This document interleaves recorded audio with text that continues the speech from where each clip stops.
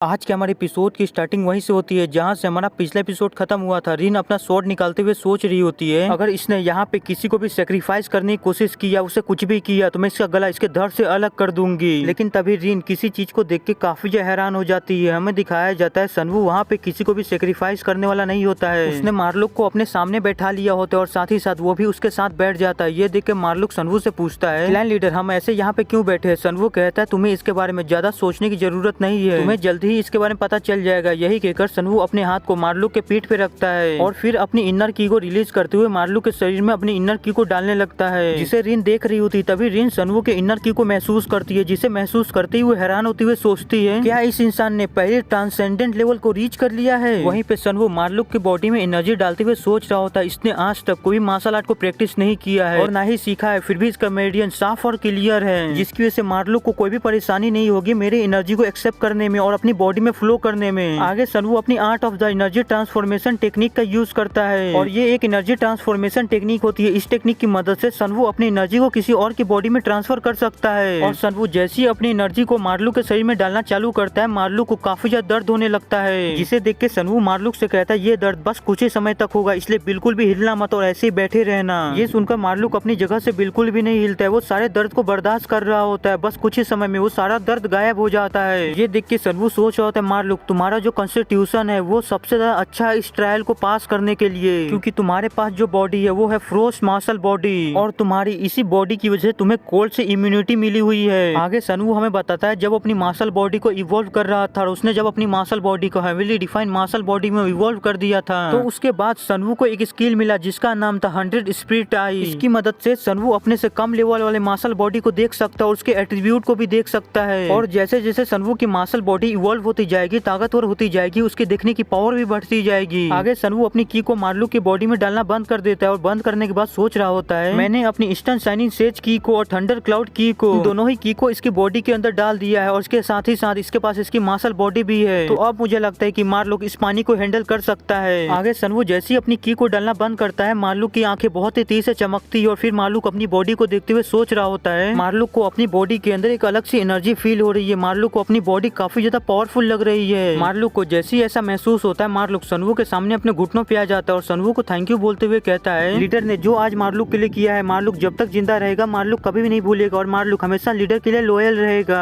सनवू कहता है बहुत अच्छे, लेकिन मैं तुम्हारी इस थैंक यू को तभी एक्सेप्ट करूंगा जब तुम इस ट्रायल को क्लियर कर लोगे। यही कहकर सनवू अपने भी कपड़े निकालना चालू करता है, जिसे देख के रिन उसे रोकते हुए कहती है आखिरकार तुम क्या करने की कोशिश कर रहे हो? सनवू कहता है क्या तुम्हें दिख नहीं रहा है क्या मैं पानी के अंदर जाने के लिए अपने कपड़े निकाल रहा हूँ? कहीं तुमने ऐसा तो नहीं सोचा है ना कि मैं उतने खतरनाक जगह पे अपने सबो यूनिट को अकेला जाने दूंगा? नेचुरली मैं भी अपने सबो यूनिट के साथ पानी में जाने वाला हूँ। ये सुनकर इन हैरान हो जाती है, वो कहती क्या वो सच में मार्लुक के साथ जाने वाला है? तभी हमें सनवू और मार्लुक को दिखाया जाता है जिन दोनों ने ही अपने कपड़े निकाल दिए होते और पानी में जाने के लिए पूरी तरह से तैयार होते हैं। ये सब देख के जुगेगन सोच रहा होता है उसने पहले art of the energy transformation technique का यूज किया, जो कि एक बहुत ही ज्यादा खतरनाक टेक्निक है। अगर उसके अंदर कोई भी छोटी सी भी गलती होती है तो एनर्जी ट्रांसफर करने वाली की सारी की बर्बाद हो सकती है, जिसकी वजह से ये टेक्निक काफी ज्यादा खतरनाक और रिस्की होता है। इसलिए इस टेक्निक को सिर्फ बड़े बड़े क्लैन के यंग मास्टर के ऊपर यूज किया जाता है, उनके क्लैन के अंदर। लेकिन इस इंसान ने एक नॉर्मल इंसान के ऊपर इस टेक्निक का यूज किया, वो भी इतना ज्यादा रिस्क होने के बावजूद, और ये इंसान उसके साथ मिलकर इस ट्रायल को कंप्लीट भी करना चाहता है, जिससे वो अभी अभी मिला है कुछ टाइम पहले ही। मैं इसे बिल्कुल भी नहीं समझ पा रहा हूँ कि आखिरकार ये किस तरह का इंसान है, लेकिन जितना मैं इसके बारे में जानता जा रहा हूँ और इसे देख रहा हूँ, मेरे दिल में इसके लिए इज्जत बढ़ती जा रही है। यही सोचते हुए जुगेगन पानी की तरफ देख लेते हैं और पानी की तरफ देखते ही उसकी हालत खराब हो जाती है, क्योंकि पानी के अंदर वही आर्मर्ड घोस्ट फिश होती है, जिसे देख के वो भगवान से मनाने लगता है। अब बस मैं इतना ही चाहता हूँ कि ये दोनों सुरक्षित इस ट्रायल को कंप्लीट कर ले और सेफली इस ट्रायल को कंप्लीट करके बाहर आ जाए। आगे हमें सनवू और मार्लुक को दिखाया जाता है, जहाँ सनवू मार्लुक से कह रहा होता है मार्लुक तुम्हें आर्मर घोस्ट फिश की चिंता करने की जरूरत नहीं है, वो कभी भी तुम्हें अपना टारगेट नहीं बनाएंगे, इसलिए मैं जैसे 3 गिनूंगा तुम्हें बिना कुछ सोचे समझे पानी के अंदर कूद जाना और बिना रुके तैरते हुए सामने वाले पत्थर के ऊपर चले जाना है। मार्लुक कहता है ठीक है क्लैन लीडर मैं समझ गया। फिर सनवू 1 2 3 गिनना चालू करता है। जैसे वो 3 गिनता है अपने पास वो एक स्वॉर्ड निकालता है और अपने हाथ पे एक कट लगा लेता है, जिसकी वजह से सनवू के हाथ से ब्लड निकलने लगता है। फिर सनवू बहुत ही तेज से दौड़ते हुए आगे की तरफ जाता है और पानी के अंदर जंप लगा लेता है और पानी में गिरने से पहले वो 3 कह देता है। सनवू ने पहले 3 नहीं कहा होता है। 3 सुनते ही मार्लुक भी दौड़ लगाता है और पानी के अंदर जंप कर देता है। जैसे वो पानी के अंदर जंप करता है उसे काफी ज्यादा ठंड लगने लगता है, वो ठंड के मारे कपकपाने लगता है। ये देख के वो सोचने लगता है मुझे अभी इस ठंडी की वजह से ऐसा फील हो रहा है कि मेरी बॉडी के साथ मेरा ब्लड भी अभी जम जाएगा। सच में ये पानी काफी ज्यादा खतरनाक और ठंडा है, लेकिन नहीं मैं यहाँ पे ऐसे ऐसी कमजोर नहीं पड़ सकता हूँ। अगर मैं यहाँ पे ऐसी कमजोर पड़ गया और इस ट्रायल को कंप्लीट नहीं कर पाया तो मेरी वजह से लीडर निराश हो जाएंगे और मैं ऐसा नहीं होने दूंगा, चाहे उसके लिए मुझे अपनी जान ही क्यों ना देनी पड़े। मार्लुक कभी भी गिव अप नहीं करेगा क्लैन लीडर के लिए। यही सोचने के साथ मार्लुक पानी के अंदर फिर से बहुत ही तेज से तैरने लगता है और उस पत्थर की तरफ जाने लगता है और पत्थर की तरफ जाते हुए सोच रहा था जैसा कि मुझे लीडर ने कहा था उनमें से आर्मर घोस्ट फिश में से कोई भी मुझे चेस नहीं कर रहा है। लीडर खुद मेरे लिए एक चारा बन गया, इसलिए मुझे लीडर के लिए जितनी जल्दी हो सके इस ट्रायल को कंप्लीट करना होगा। यही कहकर मार्लुक पत्थर की तरफ तेजी से जाने लगता है, लेकिन तभी उसके शरीर में एक एनर्जी ग्लो करने लगती है जिसे देख के मार्लुक हैरान हो जाता है। तभी वो एनर्जी आसपास की सारी ठंडी को ऑब्जर्व करने लगता है और मार्लुक को गर्मी देने लगता है। ये देख के मार्लुक सोचते हैं कि यार ये किस तरह की मिस्टीरियस एनर्जी है जो आसपास की सारी ठंडी एनर्जी को ऑब्जर्व कर रहा है और मेरे शरीर को गर्म कर रहा है। तभी उसे रियलाइज होता है कि ये भी सनवू ने किया है। जब वो कुछ देर पहले उसके शरीर में एनर्जी ट्रांसफर कर रहा था वही सारी एनर्जी है ये, जिसे रियलाइज करते ही वो और भी ज्यादा इमोशनल हो जाता है, उस पत्थर की तरफ और भी तेजी से बढ़ने लगता है और बस कुछ ही समय की मेहनत के बाद वो उस पत्थर के पास पहुंच जाता है और उस पत्थर के पास पहुंचते ही जल्दी से उस पत्थर के ऊपर चढ़ जाता है और जोर जोर से सांसें लेने लगता है। तभी मार्लुक अपने सामने वाले पत्थर की तरफ देखता है तो वो देखता है कि सनवू अभी तक वहाँ पे नहीं पहुंचा है, जिसे देखते ही वो काफी ज्यादा घबरा जाता है। वो पानी के अंदर चारों तरफ सनवू को ढूंढने लगता है। तभी वो पानी के अंदर एक जगह पे काफी सारी आर्मर्ड घोस्ट फिश को दिखता है जो सनवू का पीछा कर रही होती है और सनवू उन सभी से बच के भाग रहा होता है। इतनी सारी आर्मर्ड घोस्ट फिश को देख के मार्लुक काफी ज्यादा घबरा जाता है। वो सनवू को चिल्ला के कहता है क्लैन लीडर जल्दी तैरिए उस पत्थर के पास पहुंचिए। वहीं पे हमें सनवू को दिखाया जाता है जिसे इन सारी चीजों से कोई भी फर्क नहीं पड़ रहा होता है। वो सोच रहा होता है मैंने सुना था कि इस पानी के अंदर एब्सोल्यूट कोल्डनेस है, लेकिन मेरे लिए पानी किसी नॉर्मल पानी से ज्यादा कुछ भी नहीं है। लेकिन किसने सोचा था मुझे फर्स्ट ट्रायल में ही इतनी बड़ी अपॉर्चुनिटी मिल जाएगी। सच में मेरा लक काफी ज्यादा अमेजिंग है। यही सोचते हुए बिल्कुल पानी की गहराई में आ जाता है और वो सारी आम घोस्ट फिश उसका पीछा कर रही होती है अभी भी। लेकिन सनवू वहीं पे बड़े आराम से लेट जाता है और हमें बताता है मेरे पास हेवनली डिफाइंड मार्शल बॉडी है जिसकी वजह से मुझे 5 एलिमेंट के सामने एक अच्छी रेजिस्टेंस मिलती है, metal, wood, fire, earth and last water. इन पांचों एलिमेंट के सामने मुझे मेरी मार्शल बॉडी की वजह से एक हाई रेजिस्टेंस मिलती है और बस इतना ही नहीं, मैं उन सारे एनर्जी को कैप्चर भी कर सकता हूँ और मेरी जो ईस्टर्न शाइनिंग सेज है उन सारी एनर्जी को ऑब्जॉर्व करके मेरी इनर की बना देती है। इसी के साथ सनवू पानी के अंदर के सारे कोल्ड एनर्जी को ऑब्जॉर्व करना चालू कर देता है और सारे पानी के कोल्ड एनर्जी उसके शरीर में जाने लगती है और जाते ही बस कुछ ही देर में उसका इनर की बनने लगती है। ये देख के सनवू हंसते हुए कहता है ये तो लाजवाब है, मुझे इतना ज्यादा क्वांटिटी में इनर की मिल रहा है और वो भी बिल्कुल फ्री में, और ये जो इनर की है वो सच में काफी ज्यादा प्योर और एक्स्ट्रा ऑर्डिनरी है। फिर हमें रीन, जुगेगन और सोल्डमैन को दिखाया जाता है जो पानी के बाहर खड़े होते हैं और सनवू की चिंता कर रहे होते हैं। उन सभी को कोई भी आइडिया नहीं होता है कि पानी के नीचे क्या चल रहा है। तभी रीन सनवू को बचाने जाने लगती है। देख के जुगेगन उसे रोकते हुए कहता है आखिरकार तुम क्या करने का सोच रही हो। रीन कहती है मैं उसे बचाने जा रही हूँ इससे पहले कि काफी ज्यादा देर हो जाए। ये सुनकर जुगेगन कहता है मिस रीन ये काफी ज्यादा खतरनाक है, आपको वहाँ पे नहीं जाना चाहिए। रीन कहती है दफा हो जाओ मेरे रास्ते से, मैं बस उसे बचाने जा रही हूँ। फिर हमें मार्लुक को दिखाया जाता है जो अपने सामने पानी में से काफी सारी एनर्जी को निकलते हुए देखता है, जिसे देख के वो कहता है क्लैन लीडर आखिरकार आप अंदर क्या कर रहे हैं, जल्दी से प्लीज बाहर आइए। लेकिन तभी पानी के अंदर एक बहुत ही बड़ा धमाका होता है, जिस धमाके को देख के जुगेगन, रीन और वोल्डमैन तीनों ही काफी ज्यादा हैरान हो जाते हैं। तभी हमें दिखाया जाता है पानी में धमाका होने की वजह से आर्मर घोस्ट फिश जो होते हैं वो पानी से बाहर आ गए होते हैं और वो सारे आर्मर घोस्ट फिश उन तीनों के ऊपर गिर रहे होते हैं, जिसे देख के वो तीनों ही आर्मर घोस्ट फिश को डॉच करने लगते हैं। लेकिन जैसे ही आर्मर घोस्ट फिश जमीन के ऊपर गिरते हैं तो वो तीनों ही देखते हैं कि आर्मर घोस्ट फिश तो पहले ही मारे गए हैं जल के। फिर हमें सनवू को दिखाया जाता है जो उस पत्थर के ऊपर पहुंच गया होता है और वो बिल्कुल ठीक होता है, उसे कुछ भी नहीं हुआ होता है। ये देख के मार्लुक काफी ज्यादा खुश होता है। वो कह रहा होता है फाइनली मास्टर ऊपर आ ही गए और वो पूरी तरह से सेफ है, उन्हें कुछ भी नहीं हुआ, उन्हें एक खरोच तक नहीं आया है। आगे सनवू मार्लुक से कहता है मार्लुक तुम जिस पत्थर के ऊपर खड़े हो क्या तुम्हें उस पत्थर के ऊपर कुछ अजीब सी चीज दिख रही है क्या। मार्लुक उसके ऊपर हाथ रखते हुए कहता है हाँ मुझे मिल गया मास्टर, ये रहा। सनवू कहता है बहुत अच्छे, जबकि तुम्हें मिल गया है तो जब मैं कहूँ तो एक साथ मेरे साथ उसको दबाना। मार्लुक कहता है ठीक है मास्टर। सनवू कहता है अब दबाओ। यही कहने के साथ वो दोनों ही एक साथ उसको दबाते हैं और वो दोनों जैसे उस पत्थर को एक साथ दबाते हैं वो जगह पूरी तरह से हिलने लगती है। ये देख के रीन हैरान होते हुए कहती है आखिरकार ये क्या चल रहा है यहाँ पे। लेकिन तभी रीन देखती है कि उसके सामने जो पानी होता है वो काफी तेज से गोल गोल घूमने लगता है और ऐसे घूमते घूमते धीरे धीरे करके वो पानी पूरी तरह से वहाँ से गायब होने लगता है, जिसे देख के रीन सोचती है आखिरकार अभी यहाँ पे क्या हुआ जिसकी वजह से पानी धीरे धीरे करके गायब होने लगा। लेकिन तभी सनवू उसे बुलाता है, वो स्टैंड बाय। ये सुनकर रीन सनवू की तरफ देखती है और उससे कहती है हाँ लीडर। सनवू उससे कहता है तुम कब तक वहाँ पे ऐसी खड़े रहने वाली और मुझे बिना कपड़ों के देखने वाली हो, जल्दी से मुझे मेरे कपड़े पास करो। ये सुनकर रीन सनवू को कपड़े दे देती है और इसी के साथ आज का हमारा ये एपिसोड यही खत्म होता है। मैं जाने से पहले आप सभी लोगों से पूछना चाहता हूँ अगर आप सभी लोगों को लॉन्ग वीडियो चाहिए 50 मिनट से लेकर 1 घंटे तक का, तो उसके लिए आप सभी को कम से कम 5 दिन से लेकर 7 दिन तक इंतजार करना होगा। अगर आप इंतजार कर सकते हैं तभी मैं 1 घंटे का वीडियो अपलोड करूंगा। आप क्या सोचते हैं मुझे कमेंट में बताइएगा और आप सभी को ये वीडियो पसंद आएगा तो लाइक कर दीजिएगा, नहीं होगा फिर लाइक कर दीजिएगा। मिलते अगले एपिसोड में, बाय, सायोनारा।